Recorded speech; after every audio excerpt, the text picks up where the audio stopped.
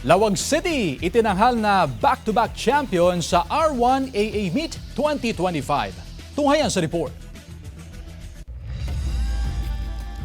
Tinanghal na back-to-back champions ang Lawag City Division sa katatapos lang na Region 1 Athletic Association Meet na ginanap sa La Union nitong nakaraang linggo. Nag-uwi ang Team Lawag City ng 86 na gintong medalya, 89 na silver medals at 63 na bronze medals. Mahirap pero nanaig daw ang determinasyon ng mga manlalaro ng Lawag City upang makamit ang tagumpay. A hard work talaga. It's a commitment. It's a focus.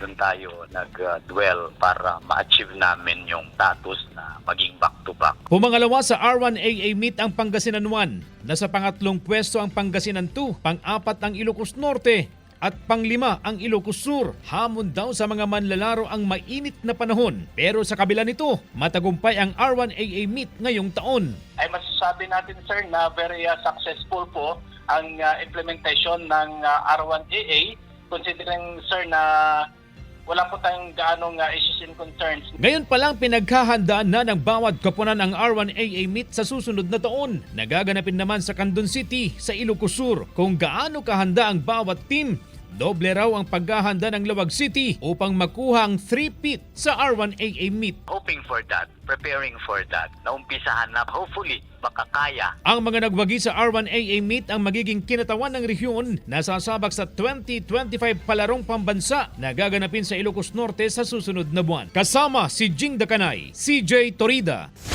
One North, Central Luzon.